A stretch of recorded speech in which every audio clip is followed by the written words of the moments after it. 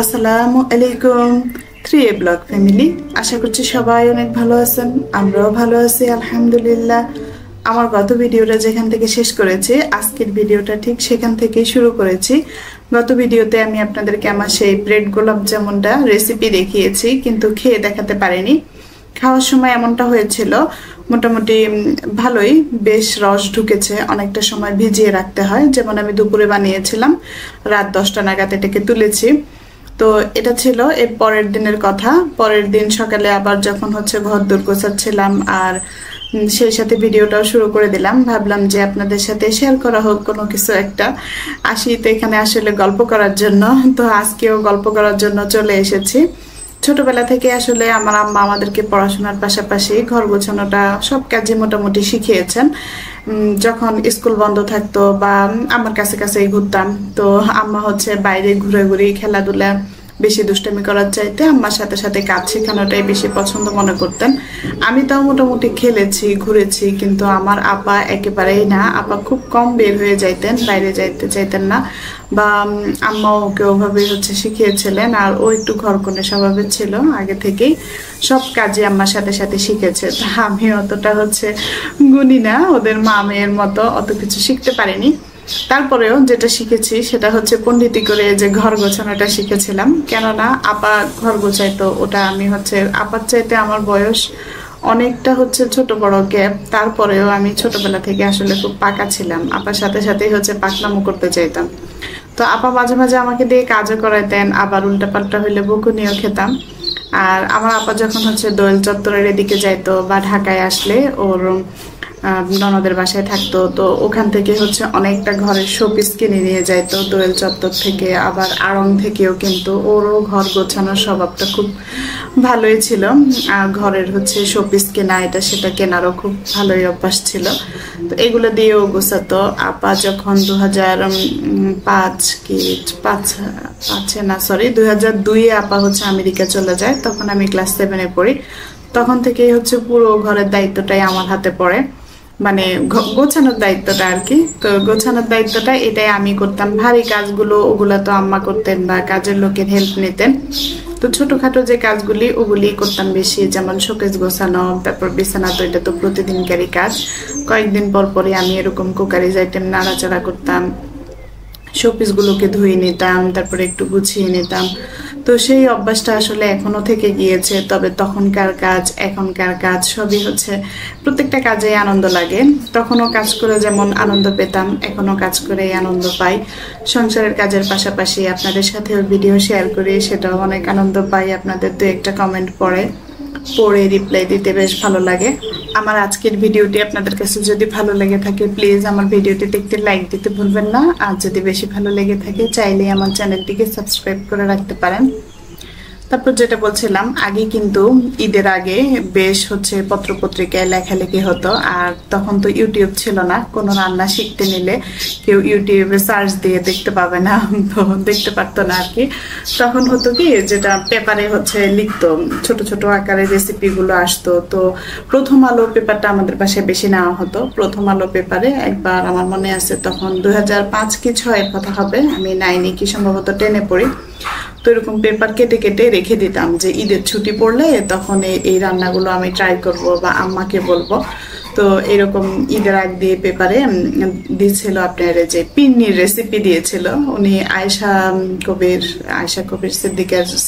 সিদ্দিকার recipe ছিল ওটা।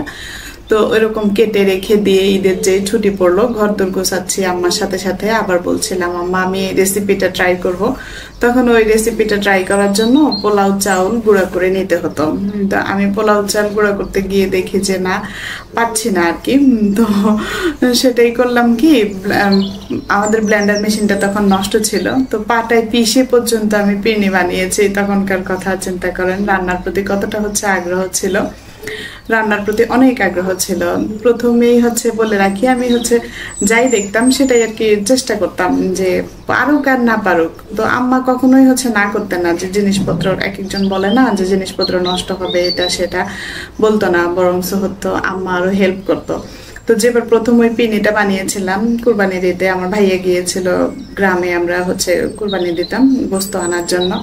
বিকেল বেলায় এসে ফ্রিজ থেকে বের করে ভাইয়াকে যখন দিয়েছিলাম, ভাইয়া এত খুশি হয়েছিল, এত মজার একটা পিনে ছিল কি বলবো আর, মাশাল্লাহ অনেক মজার ছিল। তো এই তো এর আগে হচ্ছে আম্মাকে প্রতিদিন জিজ্ঞেস করতাম, আম্মা ঈদের আগে ঈদের দিন সকালে কি রান্না করব। ঈদের দিন বরাবরই হচ্ছে গরুর গোস্ত কোরবানি করে কোরবানির মাংস আসতে আসতে দেরি হয়, তো সকালে কি রান্না করব, সকালে কি রান্না করব, এই ভেবে ভেবে না ঘুম চলে যেত। আর বিয়ের পরের থেকে তো আরাফার বাবার সাথে তো একা সংসার, ওনাকে জিজ্ঞেস করতাম। আর শ্বশুর বাড়িতে ঈদ করলে তখন আম্মা ছিল, ওখানে আমার শাশুড়ি যেটা বলতো সেটাই করা হতো আর কি, উনি যা ফরমাইশ দিয়ে করাতেন। তো আরাফার বাবাকে বলে রাখতাম, দেখেন কি করা যায় কি করা যায়। কখনো হচ্ছে উনি বলতেন ডিমের কোরমা করো, বা একটা রেসিপি বলতো আর কি। তো আমাদের বাড়িতে বরাবর যেটা করা হয় সেটা হচ্ছে চিকেন রান্না করা হতো, আর পোলাও করা হতো, বা আমাদের কথা অনুসারে হয়তো বিরিয়ানিও করা হতো। আমি আর ভাইয়া যেটা চাইতাম আর কি, সেটার মতো হচ্ছে বিরিয়ানিও করা হতো। তো ভাইয়ার পছন্দ ছিল বিরিয়ানি, আর আমার কাছে আলাদা আলাদা ভালো লাগতো, মানে আলাদা করে রাখলে যেটুকু ইচ্ছা সেটুকু খেতাম। তো আমরা তো হচ্ছে দুইজন ছিলাম, আপা আমেরিকা যাওয়ার পরে আমি আর ভাইয়াই ছিলাম। তো আম্মা আমাদেরকে হচ্ছে জিজ্ঞেস করে করে নিত, বা ওই যে বললাম আমি রেসিপি করতাম।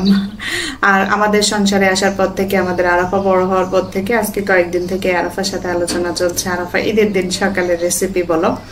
তো এরকম বলতে বলতে হয় কি, ও বলে কি আম্মু রেসিপি খালি তুমি মুখেই বলো, এখন হচ্ছে ঈদের আগে একবার ট্রাই করে দেখো না, তুমি ঈদের আগে একদিন হচ্ছে কাচ্চি করো। খালি বলা বলি করি। আর ইদানিং যেটা সমস্যা সেটা হচ্ছে ফেসবুক ইউটিউবে এত পরিমাণ হচ্ছে রান্নার রেসিপিগুলো চোখে পড়ে ঈদের আগ দিয়ে, এই মাংস জাতীয় বিরিয়ানি, তারপরে গোস্ত রান্নার যে রেসিপিগুলো চোখে পড়ে, ওগুলো দেখলে এমনি জিভে জল চলে আসে, মন চায় যে কখন ট্রাই করব কখন ট্রাই করব। রান্না বান্না তো বরাবরই বাসায় করি, বাসায় হয়, আমরা তো বাইরে খাওয়ার অভ্যাস নাই, বা বাইরে থেকে খাবার কিনেও আনে না। তো এই জন্যই হচ্ছে আসলে ভালো লাগে। সবসময় একরকমের বিরিয়ানি খেতে কিন্তু ভালো লাগে না। যেমন আজকে যে বিরিয়ানিটা করছি এটা হচ্ছে দম বিরিয়ানি, এটা তো সবাই চেনেন। তো মাঝে মাঝে একটু দম বিরিয়ানিও ভালো লাগে। দম বিরিয়ানিটাতে যেটা হয় যে একসাথে সব মিশে যায় না, আর পোলাও চাল মিশে গেলে, পোলাও চাল চাইতে আমার কাছে না এই বাসমতি চালটা খেতে বেশ ভালো লাগে। আর এই চালটা আরাফার বাবা খোলা চাল এনেছেন আমাদের এখানে কচুক্ষেত বাজার থেকে। এটা কিন্তু প্যাকেটেরটা যে তা না, খোলা চালে। আজকে আমি যে রেসিপিটা ট্রাই করছি এটা আমি হচ্ছে অতনু রান্নাঘর চ্যানেলে দেখেছি। তো ওনার এই চিকেন দম বিরিয়ানি রেসিপি দেখার পর থেকে আমি অনেকবার বাসায় এটা ট্রাই করেছি, কখনো আপনাদের সাথে শেয়ার করা হয়েছে, তো কখনো শেয়ার করা হয়নি। মাশাআল্লাহ, এই বিরিয়ানিটা ট্রাই করে দেখতে পারেন ঈদের দিন সকালের জন্য, অনেক ভালো লাগে। আর পোলাও চালটা খেতে নিলে হয় কি কেমন জানি একটা মাথা ঘুরায়, অশান্তি অশান্তি লাগে পোলাও চালের মধ্যে। ওটা যেহেতু আতপ চাল বা আলো চাল, তো এটার মধ্যে হচ্ছে দম বিরিয়ানি যদি আপনি বাসমতি চাল দিয়ে করেন ঈদের দিন, দেখবেন কোনো হচ্ছে অশান্তি লাগবে না, কোনো অস্থিরতা হবে না আর কি, ভেতরে ভালো লাগবে বাসমতি চালের যেহেতু। আর এখানে আমি আরেকটা কথা বলে রাখি, এখানে কিন্তু আমি কেওড়ার জল গোলাপ জল কিছুই অ্যাড করিনি, কারণ এটা খেলে হয় কি পরবর্তীতে এমন ঢেকুর উঠে, মানে কয়েকটা ঢেকুর উঠার সাথে সাথেই হচ্ছে বিরক্ত লাগে, তখন মনে হয় কেন দিয়েছি এটা। কেওড়ার জল আর গোলাপ জল কিন্তু রেস্টুরেন্ট স্টাইলে রান্নার জন্য বা রেস্টুরেন্টের যে ফ্লেভারটা সেটা আনার জন্য দেওয়া হয়, কিন্তু বাসায় সবসময় আমার ভালো লাগে না। দু একদিন পরপরই হচ্ছে চেঞ্জ করি আর কি, কিছুদিন পরপরই চেঞ্জ করে খেতে বেশ ভালো লাগে। মাশাআল্লাহ, আমাদের দম বিরিয়ানিটা অনেক মজা হয়েছে। আপনারা বাসায় এইভাবে ট্রাই করে দেখতে পারেন। রান্না করতে করতে অনেকটা বেলা হয়ে গিয়েছে, বাচ্চাদের খিদে লেগে গিয়েছে, তো আবরার বরাবরই আগে ভাগে বসে গিয়েছে, ওর প্লেটও হচ্ছে সাজিয়ে দিতে পারিনি। মাশাআল্লাহ, অনেক মজা হয়েছে। আর বিরিয়ানিটা আমি কিন্তু একটু ঝোল দিই নাই, একদম হচ্ছে এক ঝোলে রান্না করেছি, সেটা তো বলি নাই, হয়তো গল্প করেছি আপনাদের সাথে, রেসিপিটা দেখে নিয়েছেন হয়তো। আর বরাবরই হচ্ছে অতনু দাদার নতুন কিছু রেসিপি দেখলে সেটা আমি ট্রাই করবো, এটা আমার ভালো লাগে বেশ। আর চিকেনের মধ্যে অনেকটা হচ্ছে টক দই পরিমাণ মেখে রেখেছিলাম, প্রায় আধা ঘন্টার মতো, যার কারণে চিকেনের মধ্যে ঢুকে গিয়েছে সব মশলাপাতি, অনেক মজা লেগেছে। আর আলু না হলে তো আমার বিরিয়ানি একদম মনে হয় যে অসম্পূর্ণ থেকে যায়। আসলে আমাদের বাসায় সবাই, আমি না শুধু, আমার আরাফার বাবা, আরাফাটাও মাশাআল্লাহ ভোজন রসিক হয়েছে আমরা সবাই। সেই সাথে এই যে ছোট্টটা পাকনামি করে করে আলু খাচ্ছে, দেখেন অনেক বেলা হয়ে গিয়েছিল, 3-4টা বেজে গিয়েছে, বাচ্চাদেরও খিদে লেগে গিয়েছে। তা আরাফাত আছে বরাবর আমাদের সাথে, ওকে তো দেখানো হয় না। আর এই যে ফুলগুলো শুকিয়ে গিয়েছে সুন্দরভাবে। তো আমার ঘরে যেটুকু জিনিস আছে ওগুলোই হচ্ছে ধুয়ে মুছে পরিষ্কার করে ঈদের প্রস্তুতি নিচ্ছি। আপনারা সবাইকে কিভাবে ঈদের প্রস্তুতি নিচ্ছেন চাইলে আমাকে জানাতে পারেন। তো আজকের ভিডিও এটুকুই। আল্লাহ হাফেজ।